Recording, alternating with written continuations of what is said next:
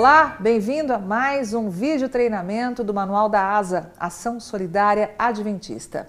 E neste último capítulo, nós vamos falar sobre atenção a emergências e desastres. Um assunto muito importante para você que está aí assistindo a esse vídeo, a todos esses capítulos que mostraram até agora muitas informações importantes. E neste especificamente nós vamos fechar aí com mais essas informações dos nossos convidados. Estamos aqui recebendo Edilaura Ferreira, assistente social e colaboradora da ASA de Salvador. Obrigada mais uma vez, Edilaura, pela presença. Eu é que agradeço. Ao lado da Edilaura, Paulo Lopes, diretor da ADRA Brasil. Muito obrigada, Paulo, também por estar aqui com a gente. Eu que agradeço, é um prazer estar aqui outra vez. Direto de Salvador, Bahia, assim como a Edilaura, a Divânia Miranda, que é diretora da ASA da Igreja Central de Salvador. Muito obrigada, Divânia, por estar aqui conosco. Prazer. E aqui do meu lado, o pastor Evandro Fávero, coordenador da ASA da União Sul Brasileira. Muito obrigada, viu, pastor? Obrigado também, é sempre um prazer estar aqui. Já vamos começar com a primeira pergunta. O que sabemos a respeito de emergências e desastres e como esses conhecimentos podem ser importantes para a ASA? Olha, Carmen, à medida que o tempo do fim se aproxima, as catástrofes, elas vão aumentar, as emergências. Nós já temos visto isso, né, Com pastor? certeza. E nós temos que estar preparados para atuar nessas emergências. Quando o assunto é emergência, nós temos que nos atentarmos para algumas orientações. E você que é diretor ou diretora da ASA, você tem que compreender bem essas orientações. Por exemplo, você deve assegurar que tanto você quanto a sua equipe, os seus colaboradores, vocês sejam treinados em atenção à emergência. Este é o primeiro conselho. O segundo conselho, vocês também têm que treinar para que estejam organizados de uma forma a responder rapidamente a uma situação de emergência. Lembre-se sempre, numa situação de emergência, nós temos que ser rápidos na nossa resposta. Uma terceira orientação muito importante, você deve manter aí na sua igreja um estoque de materiais. O que deve constar nesse estoque? Por exemplo, aqueles materiais básicos, de necessidade básicas das pessoas, né, durante uma emergência, por exemplo, alimentos, roupas, cobertores e etc. Vocês também têm que manter materiais de limpeza, podem ser vassouras, escovões, água sanitária, que também são muito importantes no momento em que as pessoas enfrentam uma situação de emergência. Uma outra orientação interessante e importante, vocês mantenham uma lista com o telefone do bombeiro, da Defesa Civil ou da polícia local, porque numa situação de emergência é importante você saber exatamente onde ocorreu, qual a extensão e qual a gravidade desta emergência. E finalmente, você deve manter uma lista com os contatos da sua equipe, dos seus colaboradores, principalmente dos coordenadores que vão entrar em ação quando a emergência ocorrer.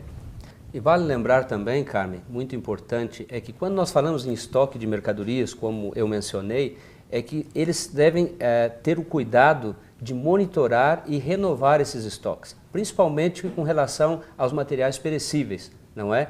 E também nós temos que entender que um material nunca deve estar estocado por tanto tempo que ele chegue ao ponto de deteriorar-se. Isso é muito importante. Didaticamente, existem 4 fases de atuação em emergências e desastres. Eu gostaria que vocês nos explicassem quais são elas e o que se faz em cada uma dessas fases. As ações de mitigação ou prevenção, elas visam a reduzir ou eliminar os impactos dos desastres. Ou seja, é uma ação mais de prevenção. Ações de preparo. Precisamos ter uma reserva financeira e pessoas treinadas para isso. E também voluntários que poderão estar auxiliando. E toda a igreja pode ser treinada nesse aspecto e procurar o conhecimento para esse treinamento no manual de ASA. Está tudo lá bem explicado, bem né, explicadinho. Nós temos então a fase da resposta, que é aquela que ocorre logo depois que a emergência aconteceu. E nesta fase, a nossa prioridade é a proteção à vida, aos bens e a propriedades.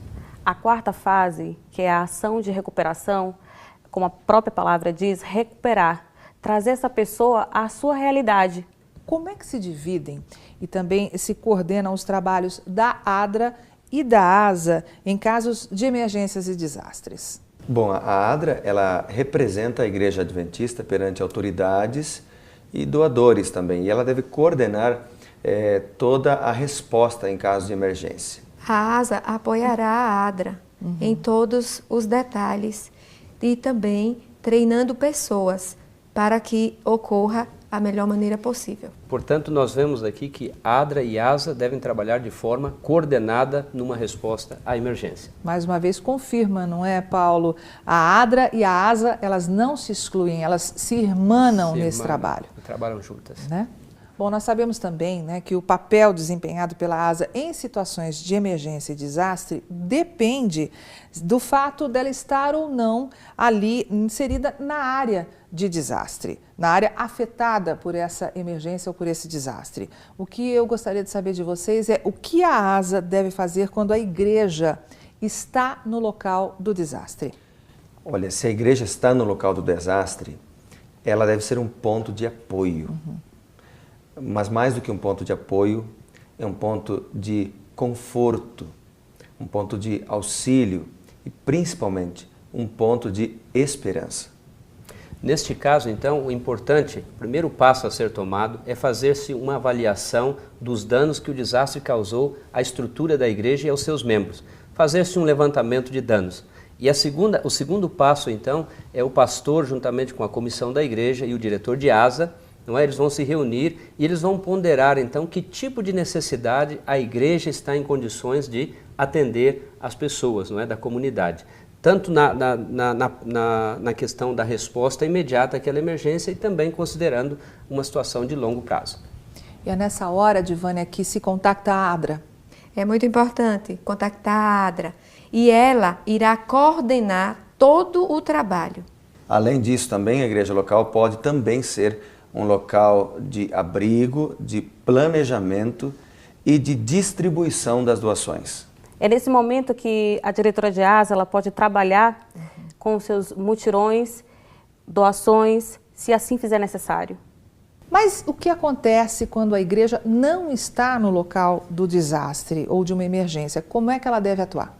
Ela deve pedir orientação à ADRA para saber quais são as doações necessárias para aquela ocasião e também quais os voluntários úteis para executar o trabalho. E a igreja pode também tornar-se um ponto de referência para coleta, recebimento de doações e envio de doações. Ela também pode ser um ponto onde os voluntários serão cadastrados e, obviamente, ela será um lugar de oração. Oração pelas vítimas, pelos familiares das vítimas e também por aqueles que estão atendendo ao desastre no local onde ele ocorreu. Bom, a gente sabe, percebe muito claramente que a reação das pessoas quando ocorre um desastre normalmente é de muita comoção, né? Elas ficam extremamente sensibilizadas, podendo ou não se aproximar de Deus. E a pergunta que eu faço a vocês é que, diante dessa perplexidade, dessa comoção que envolve as pessoas quando acontece uma catástrofe, como é que nós podemos ajudá-las espiritualmente nesse momento? Em primeiro lugar, aceite o estado emocional delas. Seja empático. Sabe, as pessoas passam nesse momento por dor, perda, medo, incerteza. As pessoas perdem não só bens, algumas perdem familiares e outras perdem simplesmente a sua história. E aí podem se voltar contra Deus numa hora dessa, né, pastor? Exatamente. E aí, então, é importantíssimo esse apoio espiritual, a aceitação. A empatia, a aceitação dessas pessoas, não acusá-las, não criticá-las, mas entendê-las. Pastor, é preciso ter um olhar diferenciado e buscar entender os problemas dessa pessoa e, de alguma forma, ajudá-la a resolvê-lo. Aproxime-se com jeitinho, deixe ela abrir o coração, falar dos sentimentos, encoraje ela e dê a ela um apoio e esperança que ela tanto precisa nesse momento. E muito importante, se você se deparar com um caso em que esteja aquém ou além da sua capacidade ou o seu treinamento para atender de forma efetiva, seja prudente, indique ou encaminhe essa pessoa a um serviço ou a um profissional que saberá como lidar com a complexidade e com as dificuldades daquele caso. Mais uma vez eu agradeço a presença de vocês, a participação de todos ao longo dessas 8 videoaulas, esse treinamento que é intensivo, que bate nessa tecla de trabalharmos unidos para levarmos alento, levarmos a restauração material e principalmente a restauração espiritual para as pessoas, por meio da solidariedade e sempre apoiados no amor de Cristo, tendo a Ele como exemplo. E eu agradeço também a você que nos acompanhou aí ao longo dessas 8 videoaulas nesse treinamento do Manual da Ação Solidária Adventista, a ASA. E tenho certeza aí que depois de aprender tanto com os nossos convidados aqui, pessoas que têm experiência nessa área, você vai implantar rapidamente, de maneira eficaz, a ASA aí na sua igreja. Muito obrigada mais uma vez a todos vocês. Obrigado. Que Deus nos abençoe a todos, Amém. a você aí que está nos acompanhando. E, claro, nós deixamos uma palavra de meditação, para que você reflita, para que você se contagie e também possa ser uma luz para contagiar a todos aí à sua volta, no sentido da ação solidária adventista. Fiquem com Deus e muito obrigada pela sua participação. Cada ato de justiça, misericórdia e benevolência produz melodia no céu. O Pai contempla do seu trono os que praticam esses atos de misericórdia. Conta-os como seu mais precioso tesouro. E eles serão meus, diz o Senhor dos Exércitos. Naquele dia que farei, serão para mim particular tesouro. Cada ato de misericórdia feito aos necessitados, aos sofredores, é referido como feito a Jesus. Beneficência Social, página 314.